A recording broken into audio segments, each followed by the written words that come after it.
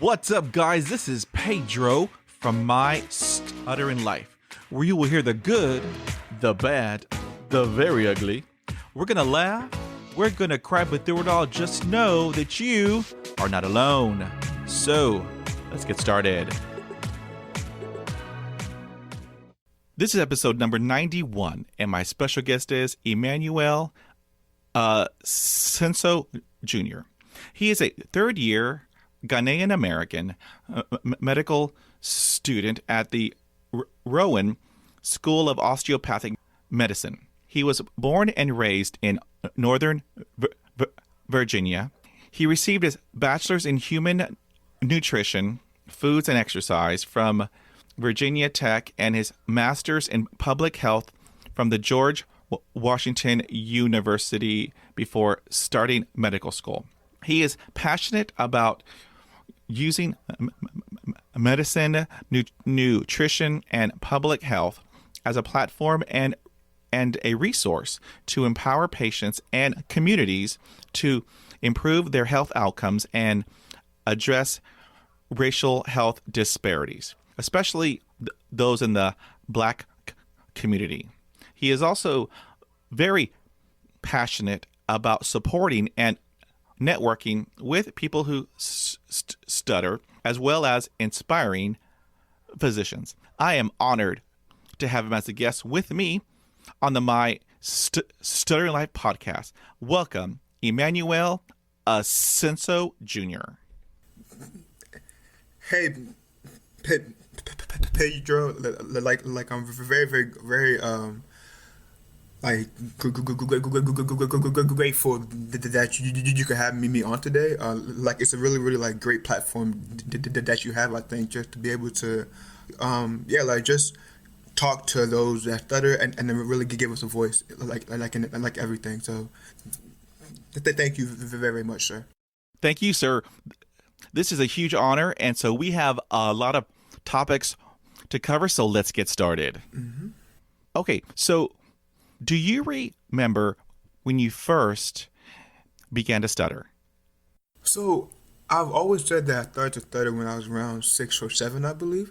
But it's I'm sure that it began before that. But I think that like it became a lot more pronounced like around 6 or 7 years old. Does it run in your family? Are there any other family members who stutter? Yeah, so it actually does. My mom stutters, and a few of my uncles on my mom's side also stutter as well. And then my sister actually stuttered, like when she first began to speak, but then by like around like age 4 or 5, it actually spontaneously resolved. But yeah, like I have a few members in my family that do stutter. See, and that is just very interesting because my mom also stuttered. However, at the age of 14, she had told herself she's done. That's it. No more. And then it was gone. I mean, girl power, I don't know, but it was all gone. But I still have mine. So now, did your uncles grow out of it, or do they still have it? So they still do have it. Like they are all in Ghana right now because like my family and I are all like Ghanaians, so like a lot of them are still over there. So yeah, they still do. And my mom like still does as well too. Like I would kind of like describe her as a little bit more fluent than mine, I would say. But yeah, I mean like we still all stutter and everything. Did you ever have speech therapy in school? And if you did, was it helpful? Yeah, so like my journey with speech that therapy has what's it called, like actually been a pretty like long journey in a sense, but like it has helped. So I actually first started doing speech therapy back in elementary school, I believe, for a few years, and it was a lot more based on just trying to reinforce fluency. So like like more so practicing like reading out loud, working on things like your cadence. Just trying to, I guess, like build the rhythm and whatnot. So it was a lot more like fluency based, goals that I was doing back in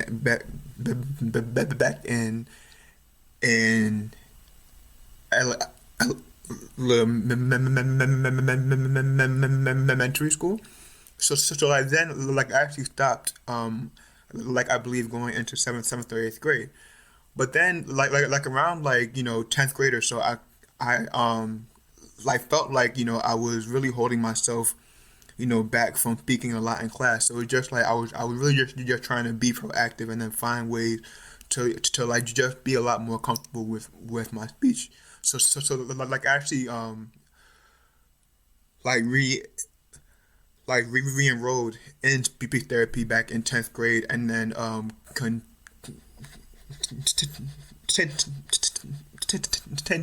that from the 10th to 12th grade as well too. So like then like when one was going to college, um I stopped it as well because there was no like speech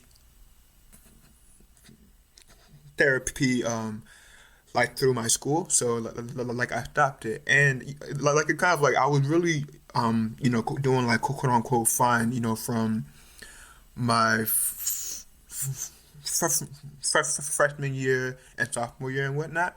And it's like I would definitely kind of describe myself as a little bit more covert back then. So it just like I was doing everything I could to hide the fact that I stuttered, right? So it was like really more so just like basing everything on fluency and really just trying to not really, I guess, be exposed as somebody who stutters. So that was like my main goal. But then I kind of saw that like as a junior and whatnot in college, there was like one time where I was like doing a class presentation, and I was really having a hard time just speaking, and just like I had so many like negative self thoughts, about myself, like it just like the constant theme in my head was that, man, like how can I ever become a doctor if I can't say my name, if I can't speak, and then all of these things. So it just like I had a lot of like negative thoughts in my head that was just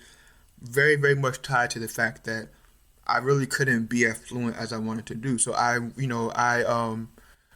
was trying to be proactive again, and then found a speech therapist, in my school area, because I went to Virginia Tech in in in Blacksburg.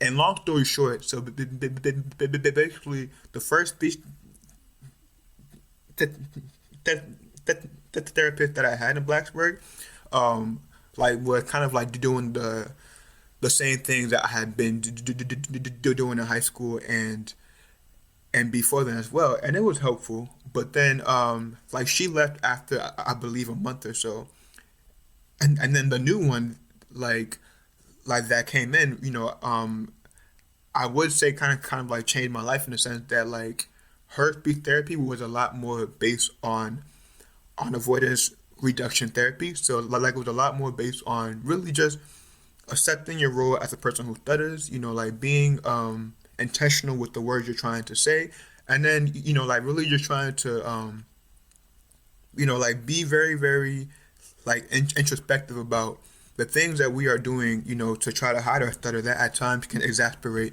or exacerbate our stutter, and just sometimes like increase the tension, the shame, and then what's it called? Then like the negative thoughts and whatnot that at times come with our stutter. So after that, what's it called? Like I was doing that for about a year or two, like through the the end of college, and it just really really helped me like see, being an effective communicator in a whole new light. And I really think that was like a very impactful, way to think about stuttering. That inherently it's not a bad thing to stutter. And fluency shouldn't always be a goal, but it's more about, being able to say exactly what we want to say, and then being comfortable in our own skin. I think that even though I'm definitely a lot more overtly stuttering now, and I stutter a lot more, I'm a lot more comfortable in my own skin, and I'm a lot more able to, just do what I have to do, and then like not put myself in a box, that is based on how fluent I am, one day or not. So I'm definitely a lot more able to, just be myself. Is it easy? Sometimes it's very, very annoying. Sometimes I, still struggle with accepting the role. But, just long story short, and like I've been able to really, I feel like, use that mentality a lot. And I actually like did continue with some in, I joined my master's, and then also joined my time now in med school. I don't do it as much, as often anymore, because like it's kind of expensive after a while. But it definitely still stays in my head and kind of like guides me in what I'm doing. So sorry for like the long answer. With that is, the long answer to, my experience with speech therapy. Oh, no, Emmanuel, that was awesome. You and I have similar experiences with speech therapy, because back in my day, because I'm a lot older than you, so back in my day, they would use tape recorders, and so they would make me read out loud to help improve my fluency. That was the goal, to get Pedro fluent, and that's when I thought, well, so am I broken?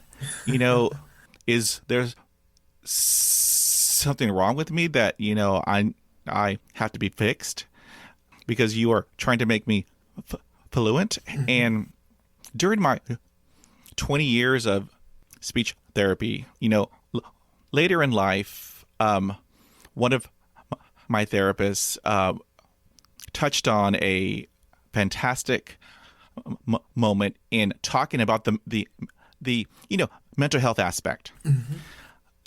Learning to cope and whatnot.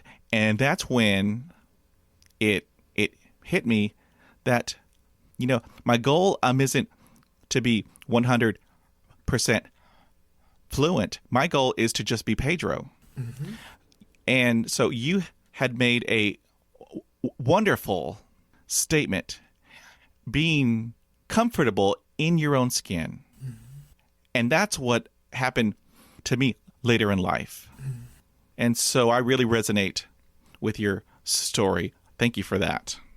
Yeah. Like that point about, like just trying to be yourself. I think that is really the whole point of, I think, everything. Sometimes like we kind of compare ourselves to like, this person or that person. But I think, in general in life, like we have to just strive to be the best version of ourselves. And I think just understanding that the best version of ourselves can still be somebody who stutters, and you can still be an effective person. You can still be a podcaster. You can still do anything you want to do while still being somebody who stutters. Like, it's just a very, very liberating and empowering, kind of mentality, I think. And I really hope that is really what we can really just like tell the kids and just like tell everybody who stutters. I think the biggest thing is that like we don't have to completely change who we are, and stuttering is a big part of who we are. But we don't have to always put so much energy into just being fluent. We have to just be putting the energy to be our best self, and like you said, like being you and being who you are. That is really what we should really try to strive to be, I think. That is a powerful statement. So my arms have goosebumps. That was powerful, Emmanuel. Woo, good Lord, that's amazing. Okay, let's talk about high school, because school is rough and kids are mean. I mean, they're really mean. But, high school is a whole other animal. So how did you handle, high school with having a stutter? Yeah, so like my high school experience was so basically I was at the same school for middle school and high school, right? Like it was a secondary school that seventh through 12th grade was all in one building. So kind of like I definitely got to see the same people for like those 6 years that I was there, and it's funny because a lot of people that I went to school with never knew I stuttered because like my whole thing was just being about code. You're just like trying to be covert, right? So it's just like I was doing everything in my power to be somebody who could pass as fluent, and for the most part, like I was just a normal kid in high school. I was just talking. Like I don't really remember any times. There only a few times where somebody like mocked me for stuttering, but it was very very rare. And I think overall like I didn't really have too many like negative external forces, but I think internally just like we were saying, like I felt like I placed myself in a box. I wasn't really being an active person. I mean I was still playing sports and whatnot in high school. I was still doing, the hard classes and everything like that. I was still speaking up in classes, at times, but I was just being very intentional to pick my spots. So, there was always this thing, thing in the back of my mind that, I couldn't really come out as somebody who stuttered in a sense. So, yeah, I kind of like, I look back and I think that I had a pretty good high school experience, but I would just say that I don't think I was authentically me all the time because I was really trying to be the stuttering, I mean the stutter free person, and I kind of based everything on whether or not I was fluent. So it's kind of like if I had a day where I wasn't feeling fluent, or I kind of like didn't feel like I could quote unquote control my stuttering, I would be very quiet, in school. Or sometimes, like, I guess I would be very picky about, what I would say, when I would say. And I mean, maybe that was part of the reason why, like, high school wasn't, like, so negative all the time, because I guess not a lot of people knew I stuttered. But I don't think that's, if I could, like, do it again, I think I would definitely, prefer this me of being a lot more open of who I am. Well, that is awesome because school is just. I mean, thankfully you had the same people, which is great. And during my high school years, oh no, it was rough. It was I'm rough. sorry to hear that. But I joined the drama club, and they were awesome, and they welcomed me in, and so I found a group. So it turned out okay. That's So great. now, do you have any advice for parents and teachers with regards to children who stutter? Yeah, I think this is such an important question, because it's like it's called I I I don't have kids yet, but I'm always think, thinking about ways to really empower kids and whatnot. And I think a big part of it is just really focusing on the cognitive parts of stuttering. Like more so like the mental health parts, and not putting so much emphasis on being fluent. I think when we do that, we kind of have this dichotomy where stuttering is bad and being fluent is good. So again, like we will do everything we can in our power to be fluent. And if that means, you should call like not ordering a food that we want to eat because we want to be fluent, or like not talking in class because we want to be fluent, or not doing this because we want to be fluent. I think it just continually like reinforces this idea that stuttering is bad and being fluent is good. And I think sometimes as a parent, like we want our kids to be great, and I think a lot of times we're scared that okay, like can our kids succeed in this world that isn't really kind or forgiving to people who stutter.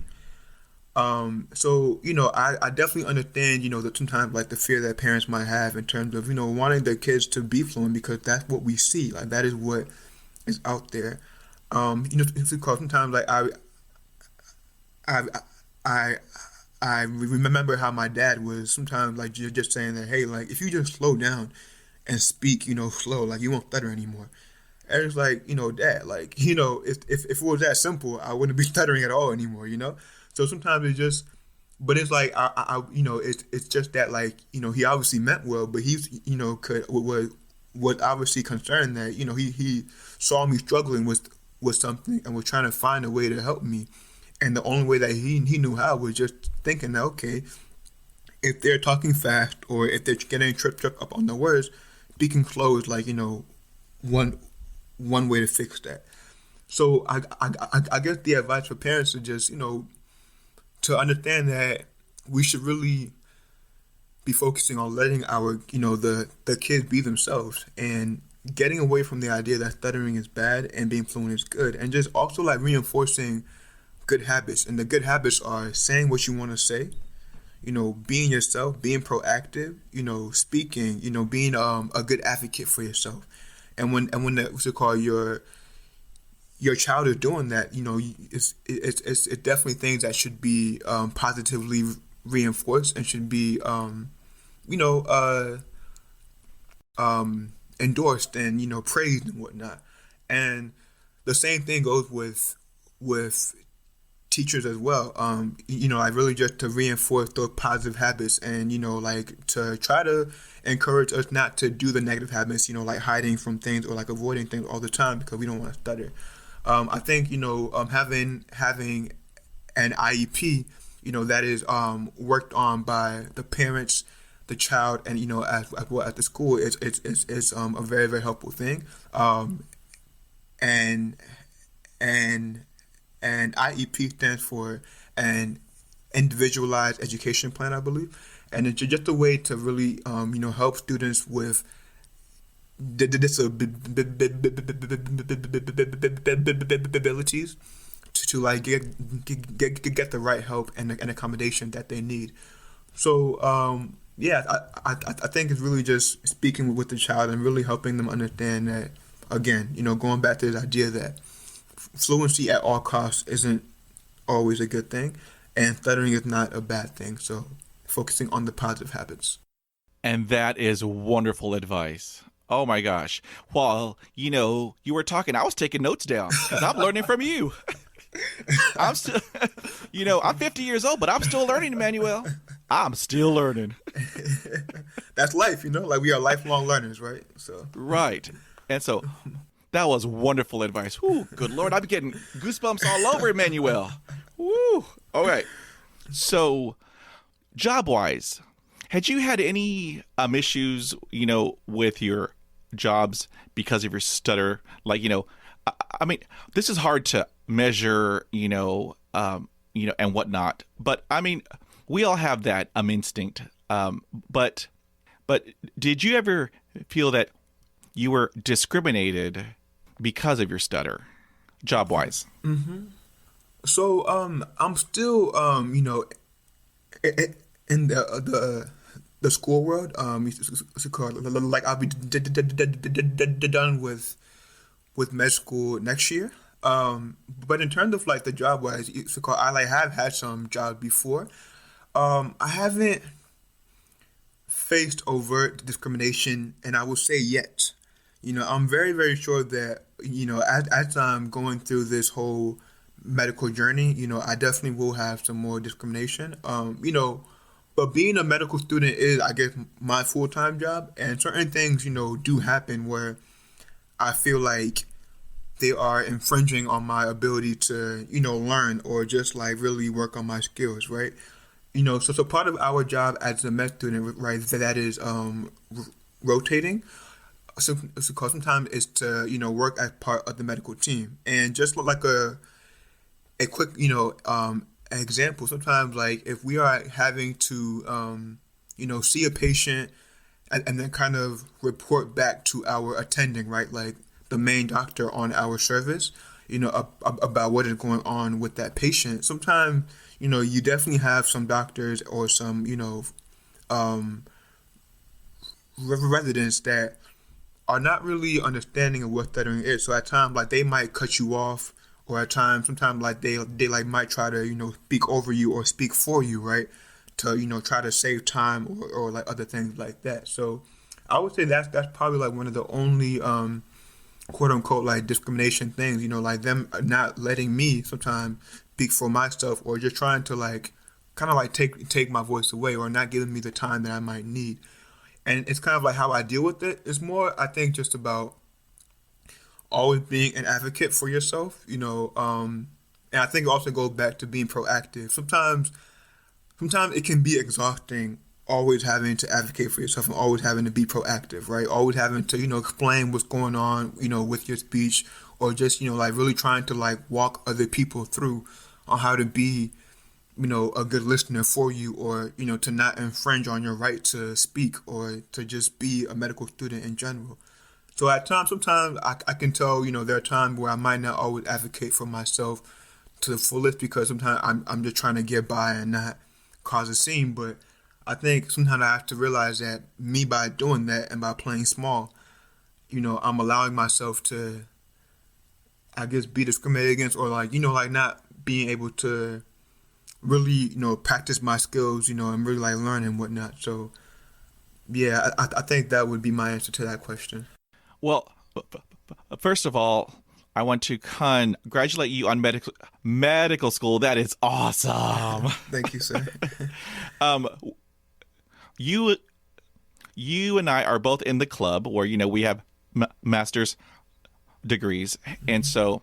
But when I was in school, we took all those tests for our careers, and so my school counselor had told me that I would be best for data entry. Because there's no human interaction. They're giving you work and you have all day to do it. So I said, okay, well, that's nice. Thank you. Have a nice day. I know there's more out for Pedro. So, Yep. Okay. So let's talk about some everyday things that we do pre-pandemic and then during the pandemic. And so let's talk about the telephone. Mm-hmm. How did you handle the telephone pre-pandemic and then during the pandemic? Yeah, so the telephone is still the bane of my existence at times. Sometimes I'm still, very annoyed or apprehensive to make certain phone calls because I just know it's going to be uncomfortable.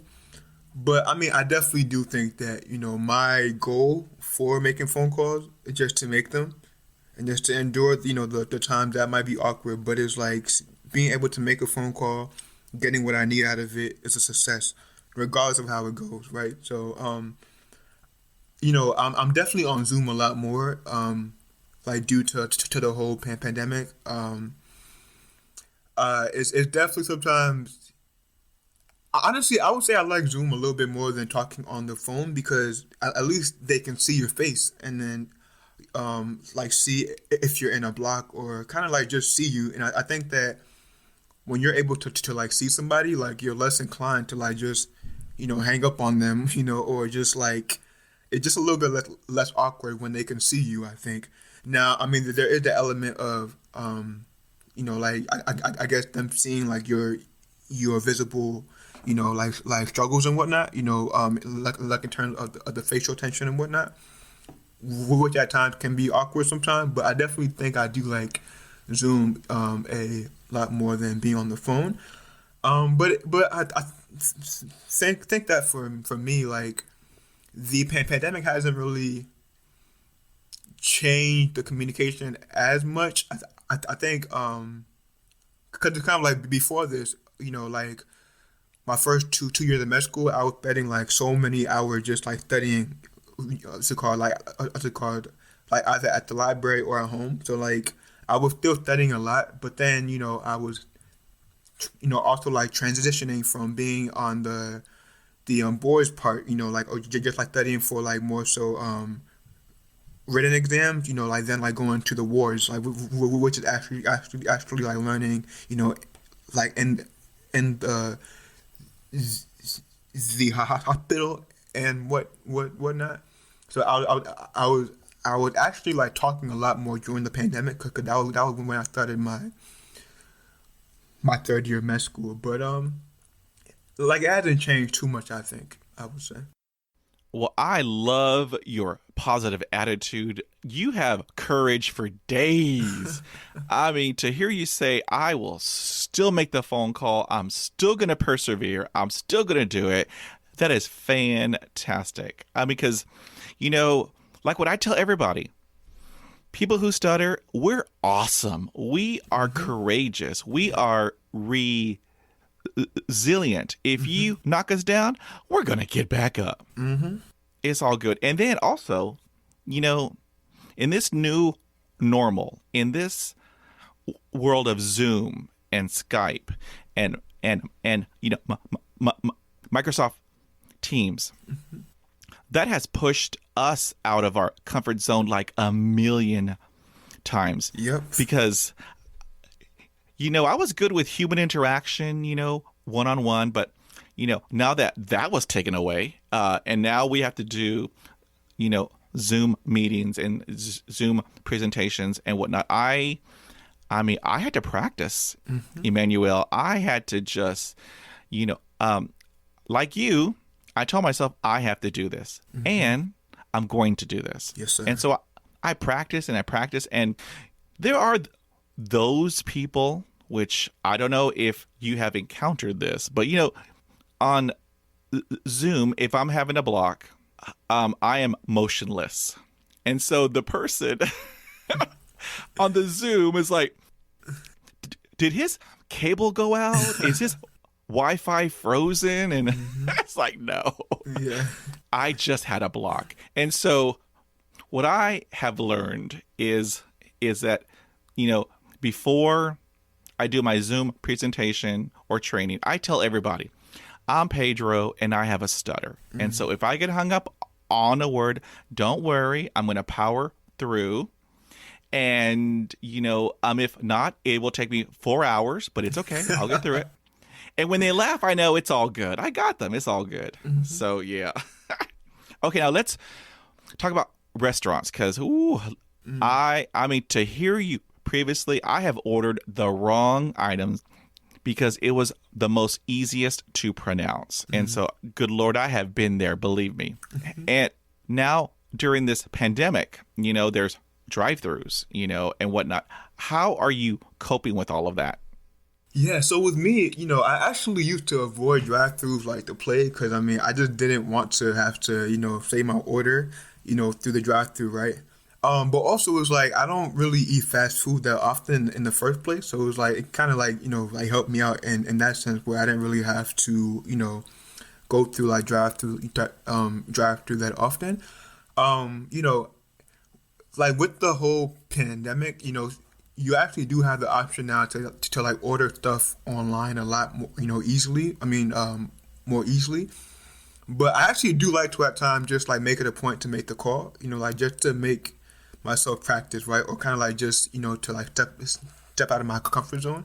Now, I mean, you know, I don't do it all the time because, you know, like at times you also have to have space to just, you know, like just be lazy at times or like not even lazy, but like just, you know, like stick. I mean, sometimes like it's not a bad thing to like just be comfortable and just like do like what is easiest. But I actually like do try at times just to like make the phone call and then like what's it called call in person because I mean it just all part of you know becoming more comfortable and I think just be you know like yeah like just becoming more comfortable in whatever setting I'm in. And I mean yeah at the restaurants, you know, there are times that I have, you know, blocks and whatnot. But I mean, I think it's just really making sure that I'm still maintaining eye contact and just like, you know, just powering through it. And, you know, always though, like making sure that I'm getting what I want to get. Cause I mean, I'm also on the whole, you know, plant-based, you know, lifestyle. So it's just like I have to also, you know, like understand that my options are also a little bit more limited at some restaurants. So I definitely got to make sure that the foods that I can eat, you know, or that I want to eat, you know, I would definitely eat those. So, yeah, just really trying to make sure that if I'm gonna spend my money, I'm gonna get what I want to get. You feel me? So I do. God, I so do. yeah, Because, you know, during the week, I eat healthy. I hmm juice, that's good. you know, kale and ginger root and carrots and, all that good stuff. Hmm I drink lemon water. I mean, I'm eating healthy from Monday through Friday. But, Emmanuel, this is Texas. Come on. You got Whataburger, you got barbecue, you have catfish, and it's like and some shrimp. Come on, it's like you know what? I just have to indulge just a little bit I hear you.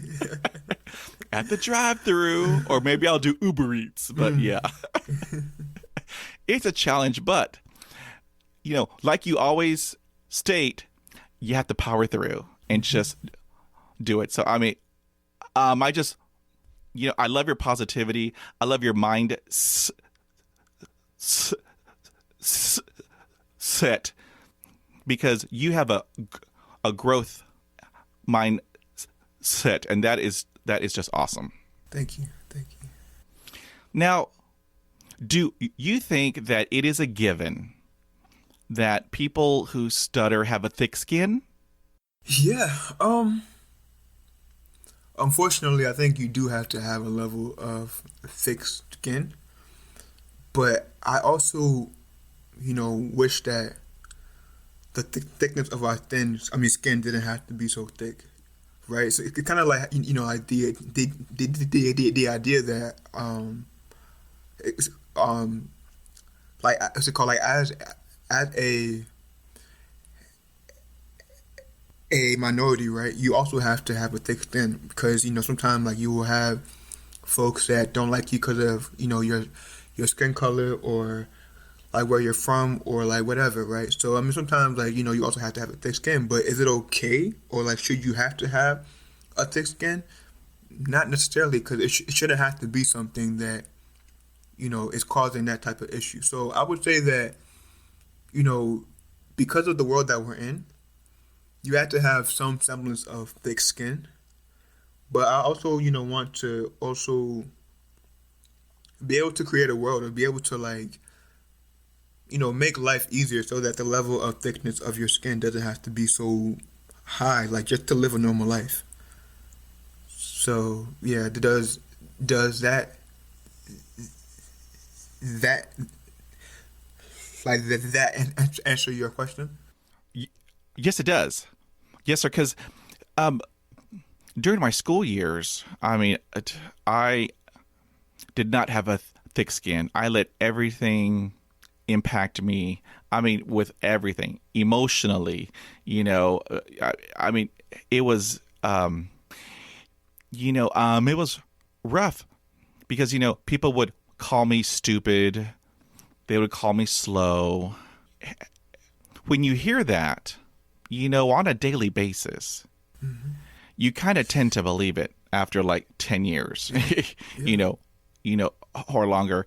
But thankfully later in life, I had a, like what Oprah calls her aha moment. mm So I had my aha moment when I turned 40 years old.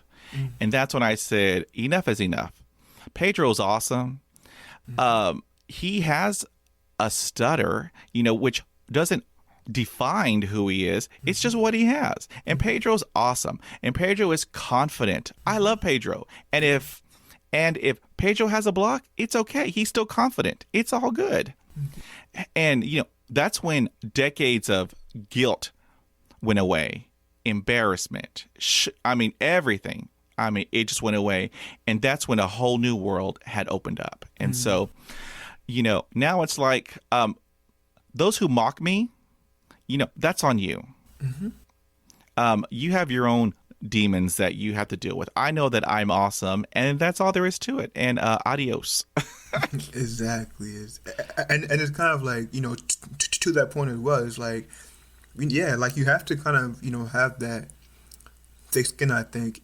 And but it's like I think that especially for kids, it's like they shouldn't feel like they have to like just suck it to like suck it up all the time because like when you're hearing all these like negative thoughts about you or things like it's only human nature to like feel bad about yourself. I mean, like, every sane person after a certain level of scrutiny or insults or whatever is gonna feel bad at a certain point. So it's like just, just having a thick skin isn't the only thing to be able to help you, but it's necessary. But I think there also has to be a level of support from outside. Whether or not through your parents or your administration, or you should call it if you're working like through HR. I mean, just to make sure that like you understand that you have every single right to be who you are and to stutter and not have to feel ashamed or like like to develop this like extra hard thick skin, like just to kind of get through life. Like you should be able to you know be yourself and not have to consistently throw away all these like arrows that are being fired at you, like in the form of like insults and whatnot. So I mean, yeah, like only natural that you will feel bad, and hopefully like we can develop a world that is more understanding, so that we don't have to have this like crazy thick skin just to get through life. Right. You are 100% correct. Okay, now let's talk about what is called secondaries, or what I call my toolbox. Mm-hmm. And so if I have a block, I mean, I can reach into my toolbox and pull out anything. I do accents, but they're horrible. I try to, have my eyes close. I tap my head. I tap my leg. I tap my foot. I do everything and anything to help me get out the block or to help me get out of a repetition. Mm-hmm. Have you used these before? Yeah, so I definitely have some of these secondary behaviors that, let's say call it at times instinctively, I used to either avoid a stutter or proactively, like preemptively, avoid a stutter basically. I'm definitely trying to cut down on the use of those things. And then now, they include, at times like squeezing my eyes, or closing my eyes to like really try and then like push the word out, or at times, like squeezing my face to try to like push out a word. Sometimes I will also change the word that I'm gonna say, but I do that a lot less than I used to do it. But at times, like I might do that every, like now and then. Or there's actually this term called circumlocution, which is using certain words to like kind of fill in the time, right? So your likes and ums, or for me, there is what's it called? I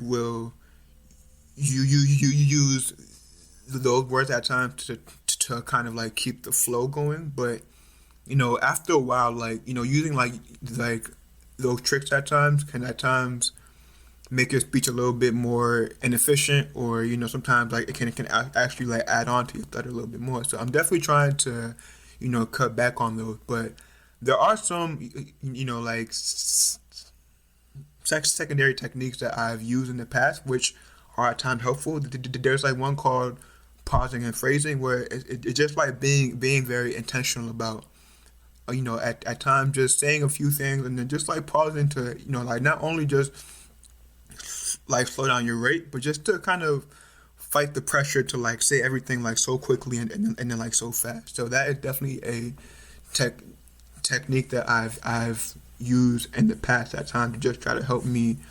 not feel like I'm pressured to say everything in like a short amount of time, but just to take my time back and pause, and phrase and whatnot, and be able to, just take my time when I'm saying things. You bring up some very good points, because we're still learning, and well, I use a lot of ums and your nose.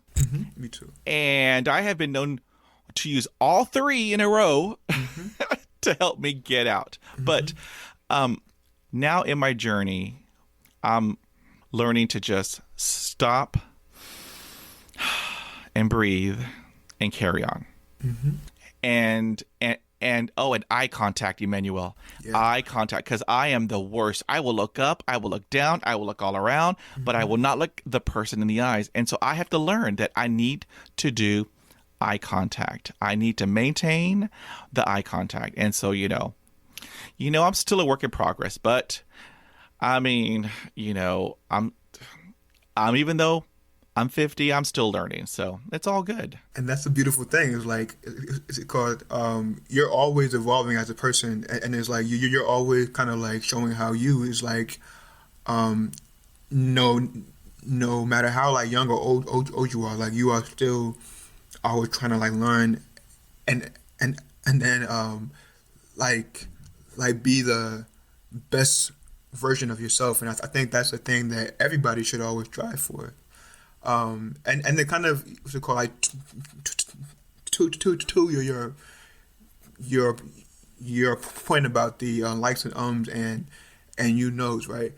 I still at times do that a lot, and then like one speech therapist of mine kind of like pointed that out, that it's kind of like I would save a lot more time if I just got on the sound and then got on the word, and then not try to like use the other word to try to like get a running start, or try to get some fluency before I say it. So how as folks that's stutter, like our names are very, very hard to say at times. So with me at times, I'll say that my name is Emmanuel,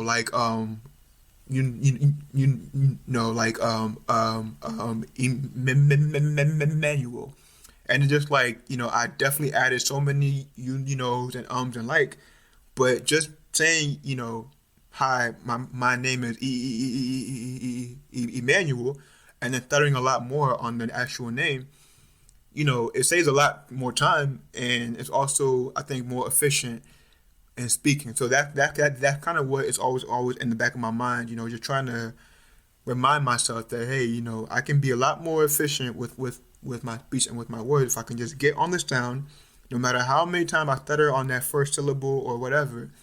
I think it's still sometimes more desired, at least for me, than to just add the knows and likes and ums and all that stuff like I still do at times. Well, let me tell you, Emmanuel, my name, I got 2 P's. And so, let me tell you, let me testify today, Emmanuel. I've had just the roughest and the toughest, but this is what I did. I practiced in front of my bathroom mirror. I just practiced my greeting. Good morning. I'm Pedro. Hi, good morning. I'm Pedro Pena. I'm Pedro Pena. Hey, good morning. How's it going? I'm Pedro. And so I did that every day. Every day. I practice. Then it came to a point where, during a meeting or during a conference, meeting new people, I mean, it just kind of came out, Hi, I'm Pedro. Hi, good morning. Hi, good afternoon. I'm Pedro. And so, I mean, this is work. This is hard work, man. People don't understand that this, what they're hearing is years of speech therapy and practicing and rehearsing and practicing, because, I've had people tell me, oh, you're just faking it. You want attention. I said, oh, okay. Well, you have a nice day now. Wow. I don't need you in my circle. And there have been times when I have been asked, did I forget my name? Yep. And, okay. So the old Pedro, he would get angry and upset. But the new Pedro, I take that time to educate. I tell the person, I'm Pedro. I have a speech impediment. I stutter. So, my eyes may close, my arms may go all over the place. I may have a hard time with my blocking and my repetitions, but I will power through. So I take that time to educate, because for the next time that person has another person who stutters, they'll be more prepared. So true. I'm all about education and raise awareness. Yes, sir. Now, do you go through phases with your speech? Like, one day it's quote unquote good, and then the next day, oh no. And then the following hour it's horrible, but the next 2 minutes it's fantastic. Do you go through those phases? Yeah, all the time. Sometimes I'm just like, wow. If it kind of sometimes it's just like it's just so unpredictable. How my speech is gonna come out, and yeah, sometimes I'm just talking for hours and like you wouldn't even know I stutter, and then other times like every single word is like a battle. It's like every single word is a struggle, and it's like, dang, like it just like takes long to get through everything. So yeah, that definitely happens. Okay, so here's a hot topic. We have a couple of hot topics, but here's the first one. And so, do you let others finish your sentences? Now, that's something I really try not to let them do. It's kind of like, even if they do finish my sentence out of just, their instinct, or like just because like they want to help me, I still take the time to finish what I was saying, regardless. So it's like they kind of like then get the hint that, oh, okay, well, he's still gonna say what he was gonna say, regardless. So like what's it called? They like can't kind of like speed me up by just trying to finish my sentences. So I definitely yeah, like just try to make it a point to be selfish with my words and say what I want to say. Now, at times, sometimes it's just like natural at times just to like finish a thought because you're thinking the same thing, right? At times, I do that as well. So I don't really get mad when somebody tries to finish my sentence, like a few times, because sometimes it's just part of communication to like try and then connect or show that I mean that I'm like understanding like where you're going, regardless of whether or not you stutter or not. But I still think it's important to like just try and still say what you like say what you're trying to say. Still, this happens to me a lot, and 9 times out of 10 they get it wrong. And that adds insult to injury. And so I mean, the old Pedro, I did not like it,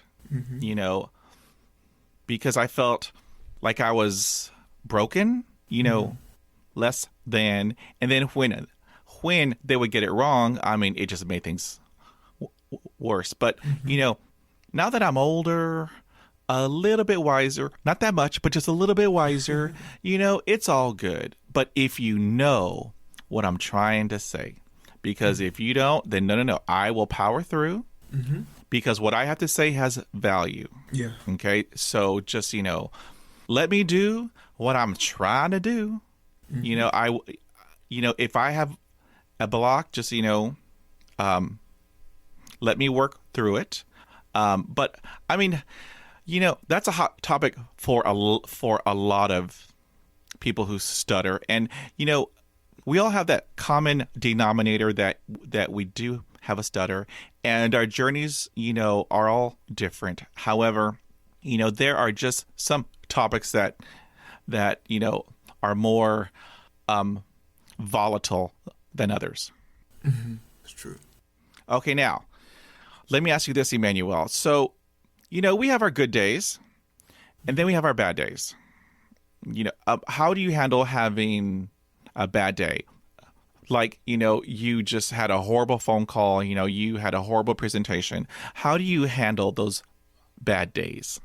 Yeah, so I mean, I definitely have tough days all the time, especially like so called like being a med student and then having to speak all the time. Sometimes I just come home and I'm just like I'm exhausted and it's like, do I really want to be doing this for the rest of my life? I'm just like, damn, I mean, sorry, dang, like I'm just tired of just trying to have a hard time speaking. The way I deal with that is it's just about understanding, what I want to do and why I want to do this, kind of like my purpose and my why. And then understanding that I think I would feel a lot worse if I stayed in my comfort zone and didn't, step out and do what I want to do because then it's just like I would be limiting myself and limiting, I guess my purpose. So I think the bad days are always linked to kind of like, um, negative thoughts about my future or about if I can really achieve my goals. But I think it's just about thinking about my purpose and then also understanding that hey, like it's just one moment, it's just one day, and then on to the next one. So I'm not trying to let it fester and move on to my next encounter or my next day or like whatever because you really kind of have to have that short term memory and whatnot. So if I like meet one patient and it's like the whole conversation like I'm just having a hard time talking, I really cannot let that permeate into my next visit because every patient is different, every patient is important. So I have to really make sure that I'm not letting that fester. So it's kind of like the same thing with the bad day. Every day is different. I have to really have a short term memory and just remember my why I'm doing this, and just understand that one encounter, one day, it doesn't really define my whole day, my whole life. And that is awesome. Ooh. Now, you were talking about previously you had experienced that negative self talk. It was popping in your head. How can I be a doctor? Mm-hmm. How do you cope with that now?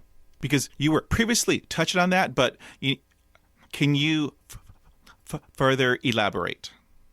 Yeah, so definitely. So, I kind of always had, like those thoughts about if being the person that stuttered, like if I could even have the audacity to hope that, I can be a doctor when I stutter, right? Sometimes, like, not really seeing anybody who stutters, being at a place you want to be, you're gonna have those thoughts. So, from high school to college, like I used to think there was no way I could stutter and still be a doctor. Like my goals in 12th grade, I remember that like we had to write them down, and my three goals were that I was trying to grow a big beard, like by the time I was like done with college, then to like stop stuttering forever, and then third like was to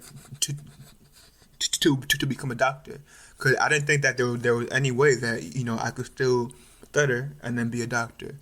So I think that was always a negative thought in my mind that I cannot remain in this space or like be a person who stutters and then still be a leader, a communicator, a doctor, all of that. I think like when I had those thoughts all the time and it kind of constant, the first thing the the first thing that I had to like do was to be proactive and then to like get help. So like was to kind of like go back to going to speech therapy because I was seeing that I was having a really hard time just speaking. So it was like I had to like one, go and get help. Two, like one thing that I always tell others is that a lot of our thoughts, right, even if they are negative thoughts, they usually have some truth to it. However, it's not always the whole picture. So it's just the idea to not just dismiss our thoughts, like, oh, like, what's it called? Let me just think positively, because sometimes that can also lead to us not really being realistic, or just like not really being real with ourselves. So I think it's important to sit in our thoughts at time, to like to like really just assess why we're thinking this way, and what is going on in our mind. And I think, by being able to confront our thoughts, it really helps, us to figure out, okay, like what is our next step? Are we just gonna remain in this position, or are there, actionable items that we can do to address what we're going on? Because there's always some semblance of truth in our negative thoughts, right? Like my thought that, oh, I can't be a person who stutters. That was, and then still be a doctor. That's not all the way true. But the truth was that internally, I had to be comfortable with being a person who stuttered and being who I am before I could, apply to med school and then to actually become a doctor. If I never confronted those thoughts, I could never like move past. So I guess one is to be proactive about what's going on, and then to like find help, at time that you can, to really assess these negative thoughts, like not just to like always be, blindly positive, but to be real about, okay, this is what I'm thinking. Is it true? Is it not true? Then how do I, get past it? And then I think three is also like surrounding yourself with people that know you, because sometimes like we can have these negative thoughts, but it's like our family, our friends and whatnot, like they see us in like a whole different light, a whole more positive light. So it's like we're having all these, oh, I can't do this, I can't have this, I can't do this, but they are like, whoa, like relax, like why are you thinking like this? Because I see you in a whole different light. So sometimes it can kind of give us a different perspective, and then help us understand that, oh, okay, our negative thoughts is not everything, right? It's like it's more nuanced than what we're thinking. Like it's not so black and white. So I definitely think that's how I confront my negative thoughts. So it's like when I'm having a hard time on rotation or things like that, I really try to take those 3 steps into account, and just really also try to have like short term memory, to like dwell in my thoughts for a little bit, but then like move on, and then not try to have that dictate the rest of my day or encounter or life and whatnot. See, and that is awesome. I mean, you are just powering through and taking control. And so, my negative thought, I gave it a name. Mm-hmm. And so I called it Oscar the Grouch. Mm-hmm. And every time he would rear his ugly head, I would just, tell him, no, mm-hmm. I'm going to do this. Because he popped in like on the daily, Emmanuel. It's like, no, you can't do that. Oh, gosh, no. You will embarrass yourself. Oh, no. Oh, please. You can't do that. And so those days I would just shut him down, because for me, I knew that I had to do this. Mm-hmm. Because if I didn't, then, here come the regrets, here come the shame, here comes the guilt, here comes all this. No. I am going to push through and get it done. Because if I don't, that will be just, very detrimental to my growth. So, yeah. Named it, and then I took back the power. That's great. And it's, sorry. No, go. Go ahead. Yeah, like it's a great point too about with Oscar. It's like the more you let him win, the more he grows, right? And like the more power he used to call he also has. So it's like it feels so empowering that when when Oscar the young grouch, right, like says that, hey, you can't do this because you stutter, and then you do it. It's like, oh, okay, you see, you said I couldn't do it, but I, made that phone call, and I ordered what I wanted to do, and it was ugly, it was uncomfortable, but just the fact that I did something that you said I couldn't do, it feels very, very, very empowering, and it feels very great. So I think it's really great that you like named it, because I mean, it gives it more personality, and then kind of like makes you feel like you're fighting, against an opponent that you can definitely win against, I think, as well. Right. You are 100% correct. Because, I mean, there were some battles, Hmm. Emmanuel. Like, no, Yeah. I'm going to do this. And every time I win, I get a little more braver. Hmm. I get some more courage, you Hmm. know. And that way, for the next time, I'll be okay. So here is a head scratcher. So, Emmanuel, Hmm. when you are home all alone, Hmm. can you speak without stuttering? Yeah, most times I can, right? It's very funny though. There was a period of time where I was so up in my head about stuttering is that even when I was talking to myself at home or just at home, I was still stuttering, even talking to myself. And I think it kind of showed me that, wow, like this really does have something to do with like your mental space at times because usually like sometimes like certain things I could always count on being able to do it and then not stutter, right? Like those things were like reading, out loud, for a long time I could just do that and then count on myself not to stutter. But then there were invariably like those times where I was still stuttering and I was like, dang, so I can't, like even have that, and it's kind of like the same thing with just being at home. Sometimes like, like most times, like 95% of the time when I'm home just talking to myself or just, talking, or whatever, I'm able just to talk and then not worry about stuttering. But there are those like random times where, I'm still stuttering. I'm just like, this is pretty interesting. See, and it is interesting, Emmanuel, because when I'm home all by myself, I still stutter. Mm, Um, when I wake up in the morning, in my head, I'm going over my schedule, and so I'm talking out loud. mhm, I'm answering myself, as we all do, mhm, and so I still stutter. So it's like, mhm. it's a head scratcher. Yeah. It's random. It's just, ooh, I mean, ooh. Very. Okay, so do you feel that your stutter gets worse if you're tired or stressed? I would definitely say it does get a little bit more, um, yeah, like just more struggle based when I'm tired or stressed. I think it goes back to the fact that when I'm very tired or like when I'm very stressed, I kind of become a little bit less vigilant about my speech, and then I'm like letting the bad habits kind of like creep up, right? The bad thoughts as well, and I think all of that can exacerbate your stutter. So I think it definitely becomes worse or not worse, just more struggle based or just more of a struggle. Yeah, when I'm tired or stressed because my my patience is less. Like pip, pip, pip, my patience with myself and others, like it's starting to like run low, and again, like letting back the bad habits um come in and stuff. So when I'm tired, Emmanuel, Hmm. people don't understand that when I wake up in the morning at 5 a.m. and then, I work all day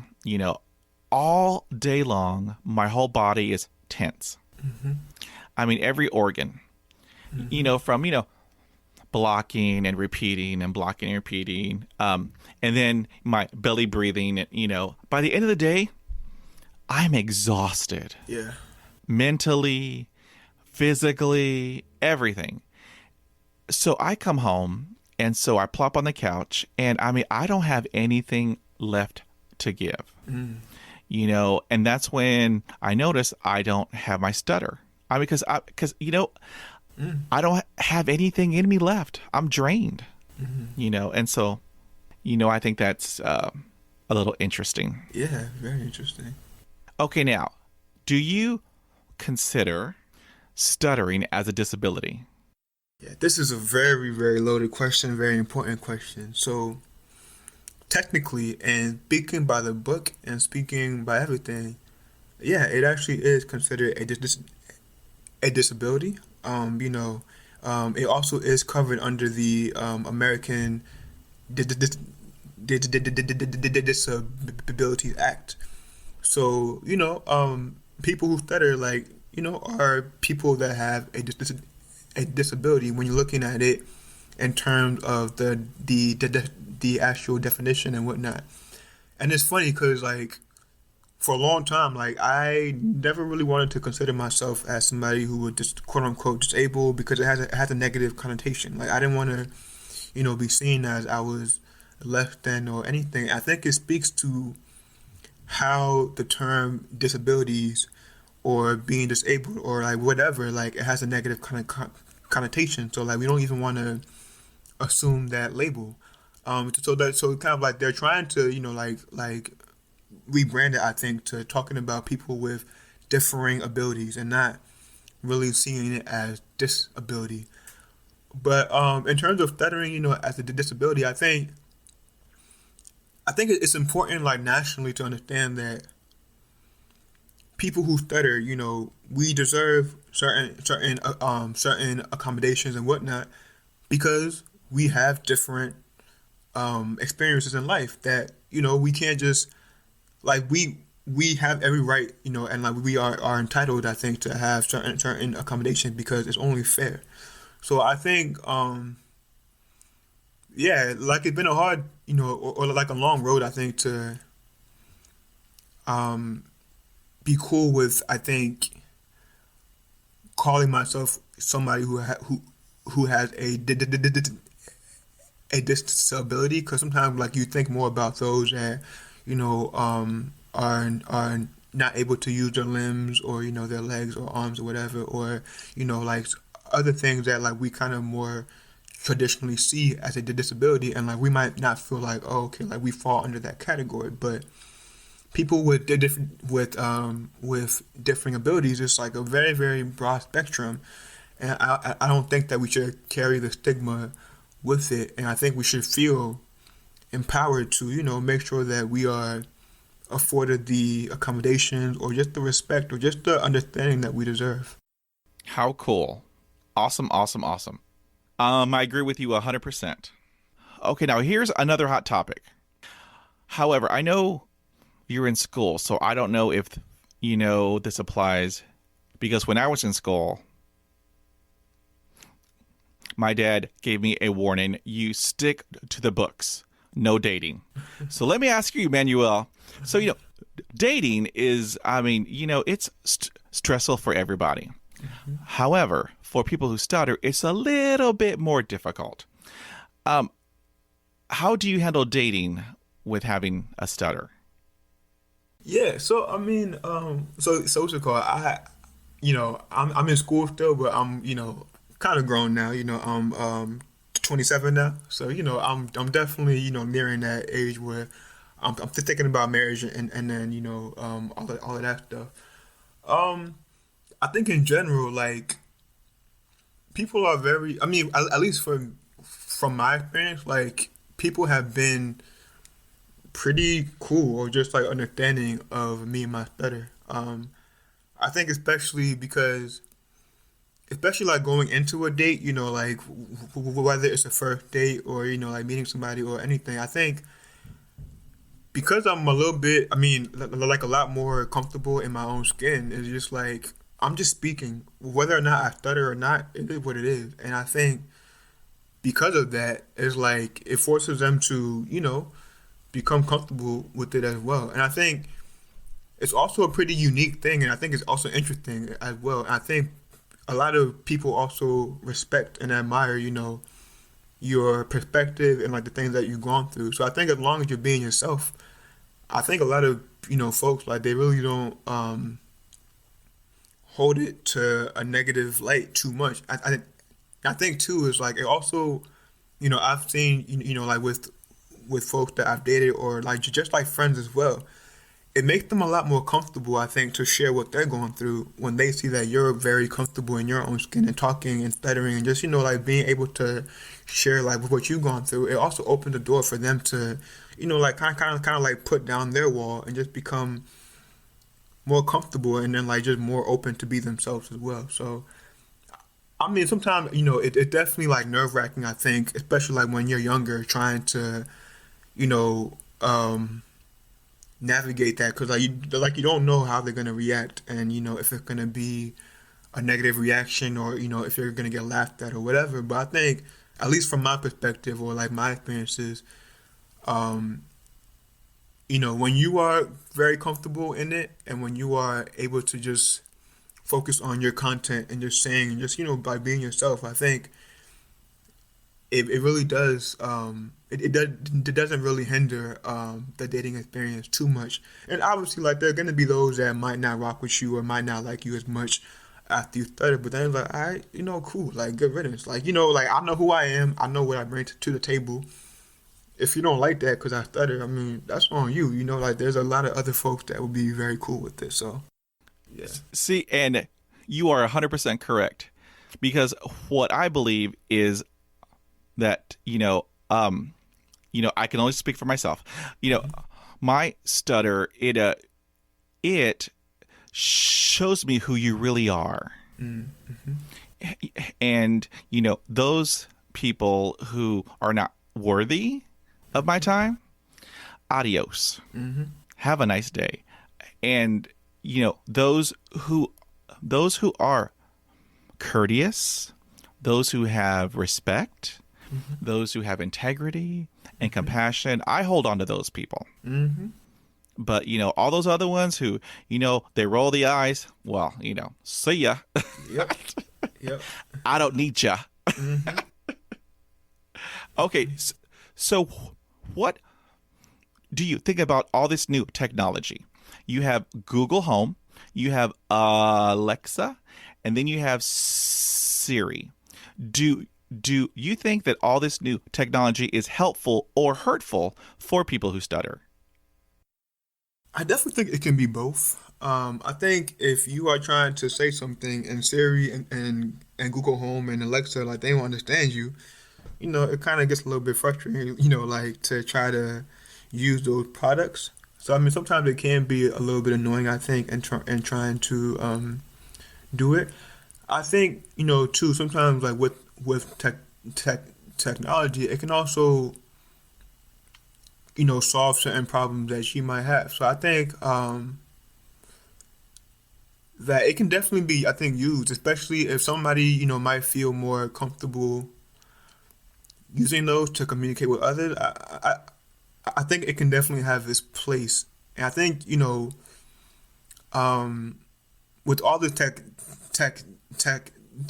technology as well, it's also a way to really connect with people all over the globe, I think, as well. Like, if it's through, apps like Clubhouse, or, through apps like, like, whatever you're on, whether or not it's Instagram.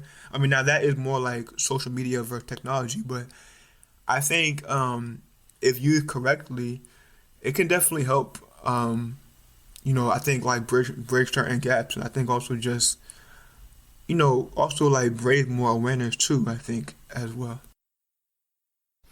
See, and you bring up many good points, and many of my guests have told me that they use it to help practice, Mm-hmm. because it isn't a human and it's devoid of all emotion. Mm-hmm. However, my contention with all these is that they don't give you enough time to respond. They give you like less than 2 seconds. And Pedro, I gotta breathe for at least 8 to 10 minutes. So that's my contention with these apps. However, there are some colleges out there that are creating this new artificial intelligence devices to help out people who stutter. So, it's all good for me. That's cool. Okay, now, what is a challenge, speech-wise, that you had to overcome, and how did you do it? Man, so every day is like a challenge, like everything I'm doing, whether it's in medical school, whether it's, just being a leader in my communities and whatnot. I mean, like, just everything that has to do with speaking. is a challenge, by default. And like I've been saying, I think um, a lot of times, sometimes the way that the outside looks at stuttering, like they're always trying to paint it as, oh, I overcame my stutter. Well, I think I don't really think the focus should be whether or not you overcame it. I think a lot of times people don't overcome quote unquote stuttering, but you don't have to do what you want to do in life and to be able to just endure it and then to do things. So I think instead of trying to always just paint it as I overcame this, I overcame that, it just I met the challenge, and I dealt with it, and I'm still dealing with it, but I'm still going, I'm still going forward. And I think everything, like whether or not it's talking to patients or talking to my attendings or talking to my classmates or talking to the nurses, I mean, just all the talking that I have to do is always a challenge, like, in terms of like trying to um, interview for medical school, or like leading the clubs that I'm in, that I was president of and all that stuff, or just like, doing programs that I've led. It's all a challenge. And I think it all just comes down to, just understanding my end goal, why I'm doing what I'm trying to do. Understand that, ultimately I want to be able to empower those that I'm treating in my community, and then also being able to empower those that are like me, whether or not you are a person who stutters, or whether or not you are an African American trying to go into medical school. Just like any way I can use my platform to empower, I want to do that. So whatever challenge comes, like I just try to understand why I'm doing this, and that kind of gives me the energy to push through it. And if it's tough, or if I have a hard time, or if I fall flat on my face, I just understand that it's just one encounter, it's just one day. It doesn't define everything.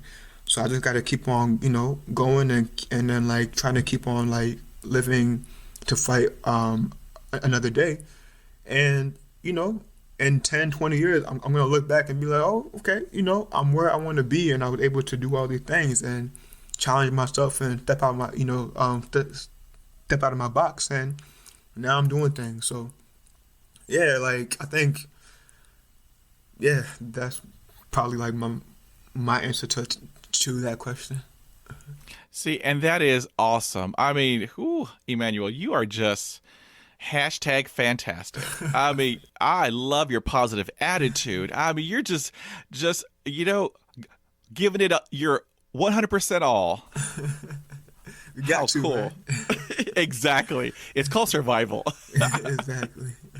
Okay. And so you had previously touched on this, earlier in our conversation. But let me get the full answer.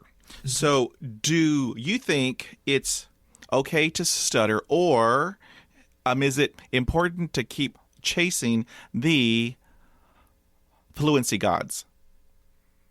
That's a great question. I think it's an important one for not only those that stutter, but I think for everybody on the outside as well too. I kind of always use this example, right? Fluency to me is like a high, right? It's like a drug high. When you're fluent, everything feels good, and like you're able to do exactly what you want to do, and you're feeling good. But it's kind of artificial because that's not your speech pattern. When you are a person who stutters, part of your speech pattern includes stuttering. So when you are doing everything, sacrificing everything to be fluent, sometimes doing things that, feel good in the short term but are not good in the long term just to chase fluent. When you're not fluent, it feels like you're going through a period of withdrawal, right? And like you feel horrible, like you feel bad, you feel like, bro, I need the fluency fixed, right? I need to feel good, or I need to feel fluent to speak. But again, like you're not really comfortable in your own reality or comfortable in your own skin. So I think when you are doing everything to chase fluency, I think it can reinforce bad habits, and I think it can also become a problem down the line, and it's not really sustainable. Again, it's just like a high, and it's like highs don't last. You all got to come down. So it's better to, I think, or it's more sustainable, it's more realistic to be comfortable in your baseline, and if that baseline, includes stuttering. And I think being a person who stutters, again, you can be a great communicator while being somebody who stutters. And I think sometimes I think back to my time in high school where I would really only speak when I knew I wasn't gonna stutter. And I mean, like to the outside, I would still be engaging and whatnot. But I just look at myself now. If I was still using those same that same mindset, half the things that I'm doing now, like just all the times that I've been in front of a crowd and I've been stuttering my butt off, or talking to a patient and stuttering my butt off, like I did it and it was okay. Like I was still able to accomplish my goal. So I think it's perfectly okay to stutter. I think it's perfectly okay to just, also, like work to be the best communicator you can be. But being a great communicator and being a person who stutters is not mutually exclusive. I can still go give a presentation and stutter my butt off, but still really deliver my content well and really be able to educate somebody else. So, yeah. How cool. That was a powerful answer. And what has your stutter taught you? It's taught me a lot, man. I don't think, I would change my journey with stuttering because I think it's taught me so much about myself as a person. I think it's made me a lot more introspective. It's made me a lot more resilient. It made me a lot more intentional. It made me really cherish the speaking, It made me really cherish, just meaningful human interaction, because for a long time I didn't really feel like I had a voice because I was so worried about being fluent that I didn't really feel like my voice really mattered if I was stuttering. So I really do cherish being able to speak authentically and stutter, like a platform like this. 5 years ago I would have never had the audacity to want to be on a podcast and stuttering like I am now. You feel me? It's kind of I don't think I ever would have felt like I had the license to, or that I was able to do something like this, because I felt like, I was able to. So I definitely have a love for communication because of, sometimes it was deprived of me. So now being able to communicate feels good. So I think it's also just taught me to be a lot more sympathetic and also empathetic as well too, because you're able to really just understand that people go through certain things, so you're able to really just have a open and kind heart to a lot of things. So I've really worked to build my character and to be a person that I respect, of myself. And I think being a person who stutters has really made me who I am, and has really helped me to cultivate this character that I'm pretty proud of, and I'm really trying to grow every single day. So it's taught me a lot, I would say. See, and that is where we are twins, because I feel the same way, Emmanuel. Awesome.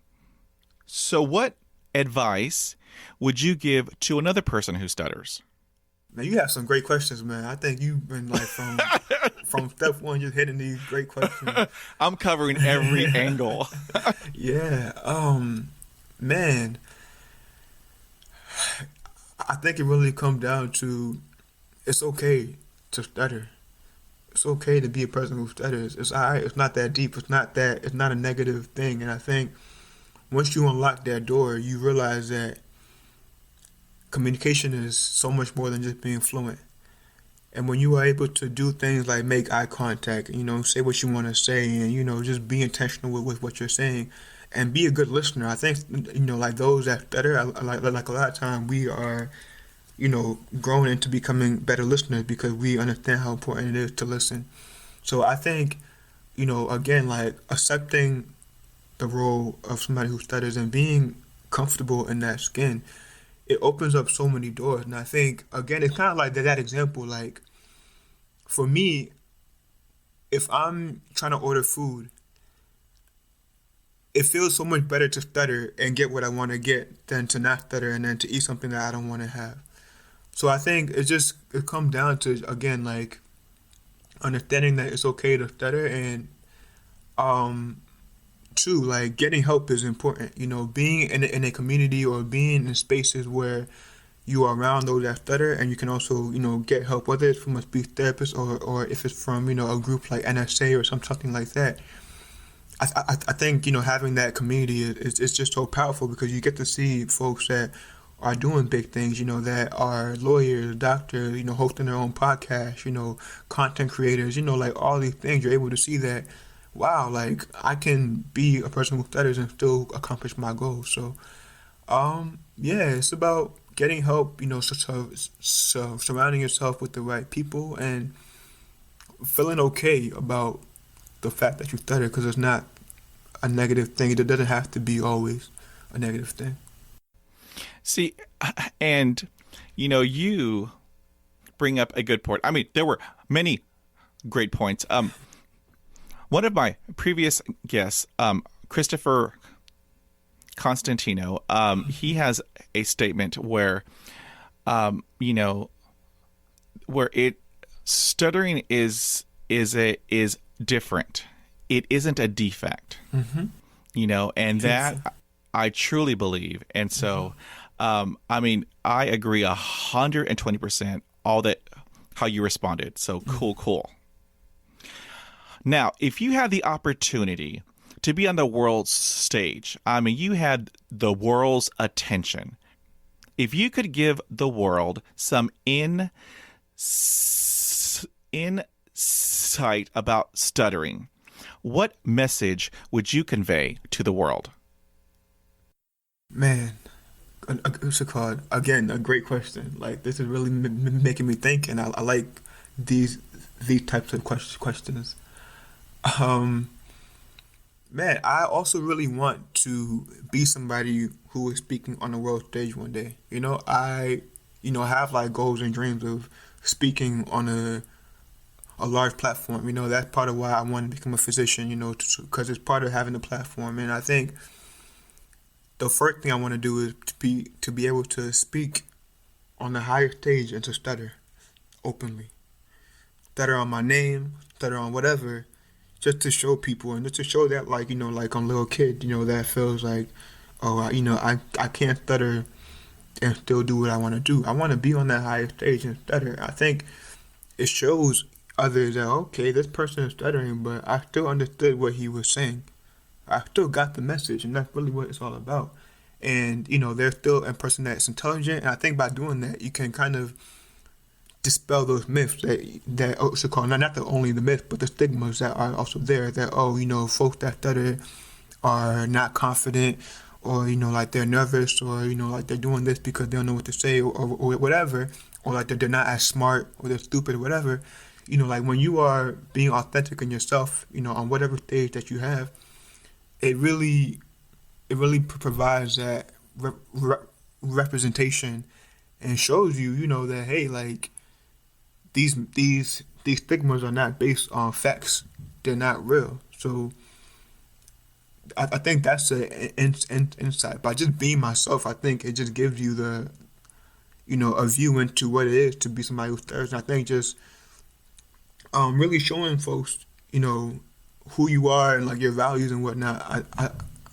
I definitely think that's the main insight I would like, and I think I would also just like to really reinforce that the importance of just listening.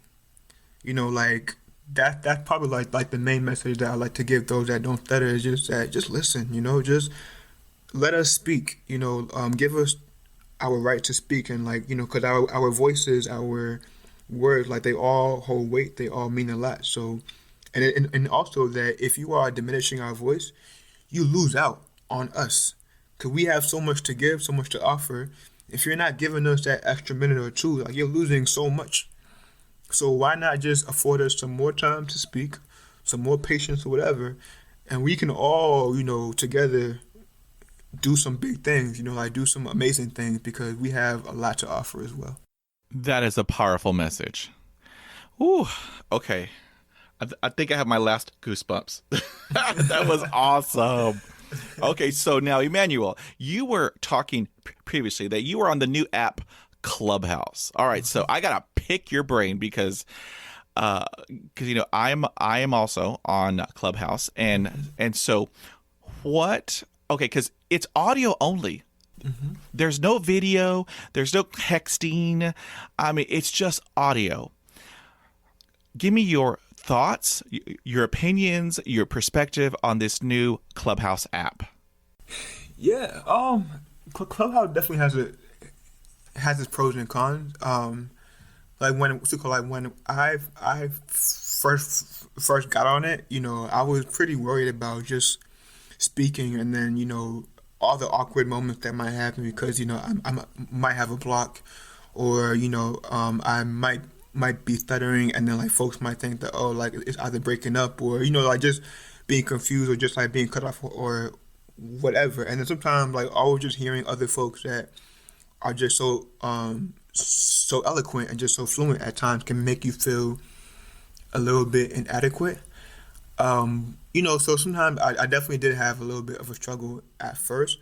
I'm not always on Clubhouse, but I think lately I've just been trying to just speak, just kind of like set that as my goal, right? Like my goal is to just go and say and then say what I want to say. And by that, it's just like I'm just continuing to like expand my comfort zone and then to grow. I did include the fact that I'm a person who stutters in my bio.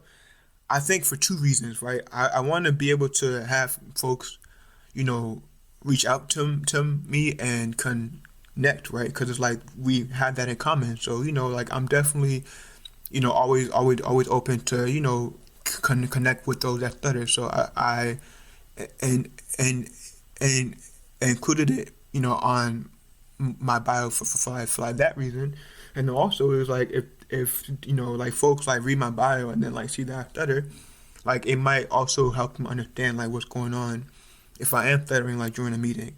And I also have the option to advertise my stutter, before I speak, right? Like say, hey, I stutter, so if you hear a pause or a break or whatever, that is what's going on. I can make it into a joke or whatever. So I think that is all part of it. And I to think that too, like it also can give you a space to connect with folks that stutter in a room and just talk and just stutter and be able to use that as a way to expand your comfort zone in a safe space.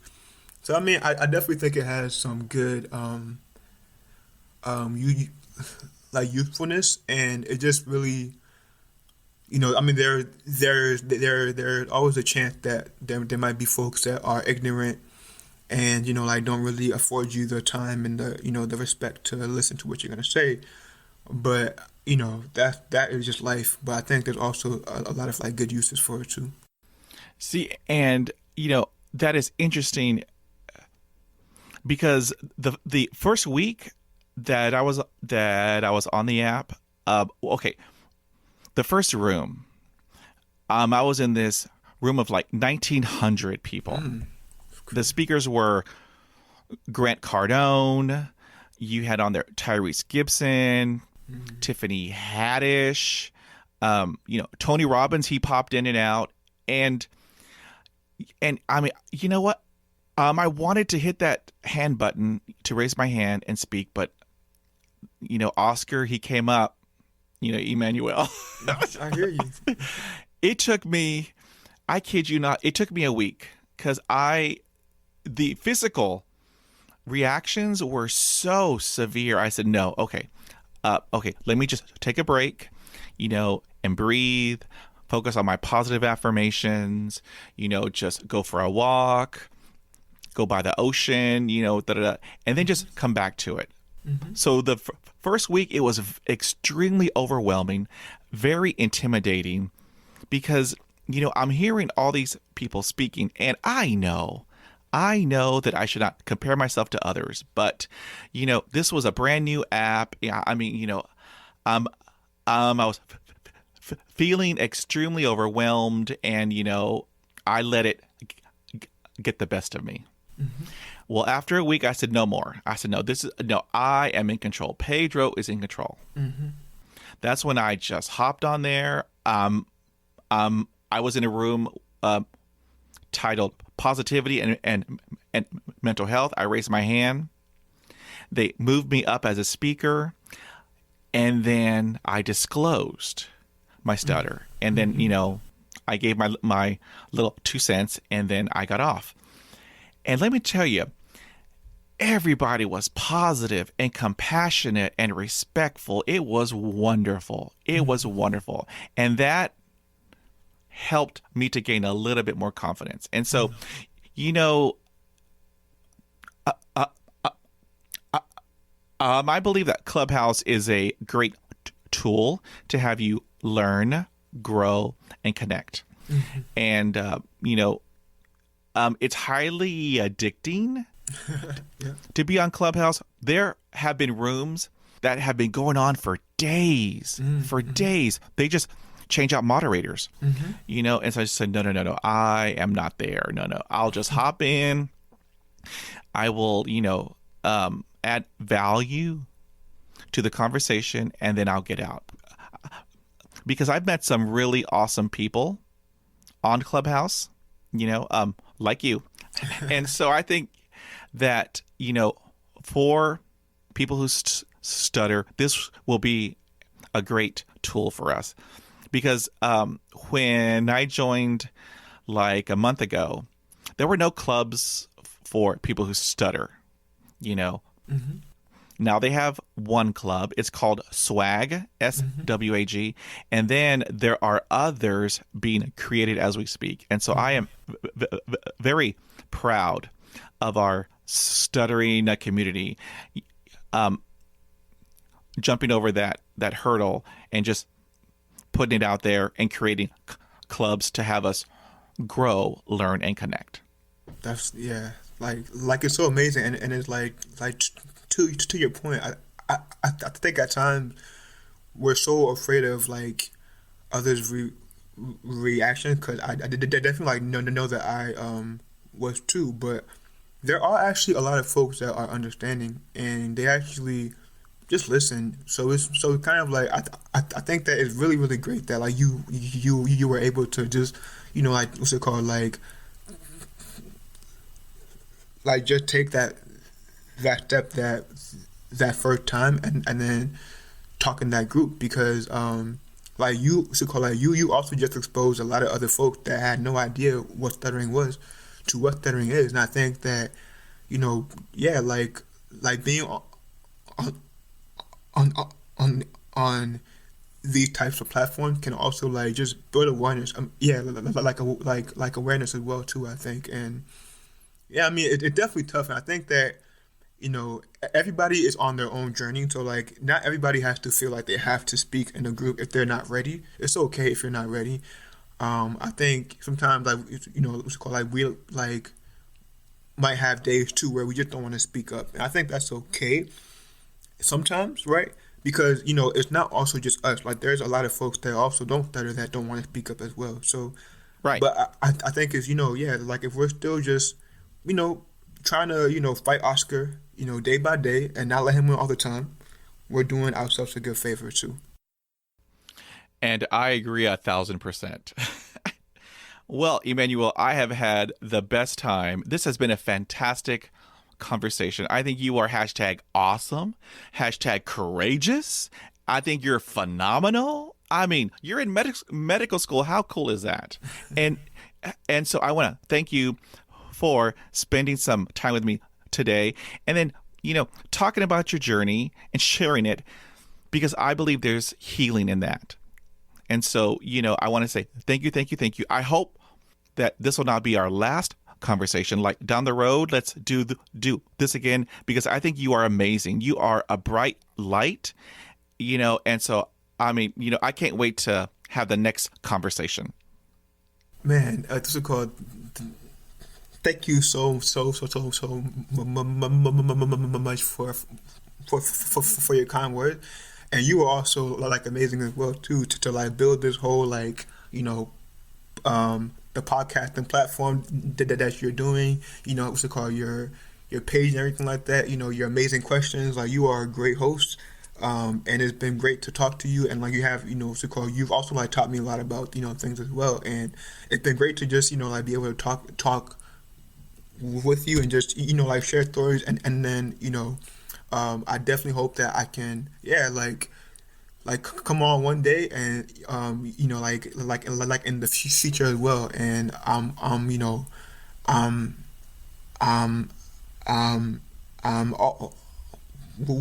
always like down to come on again. So thank thank thank you ag-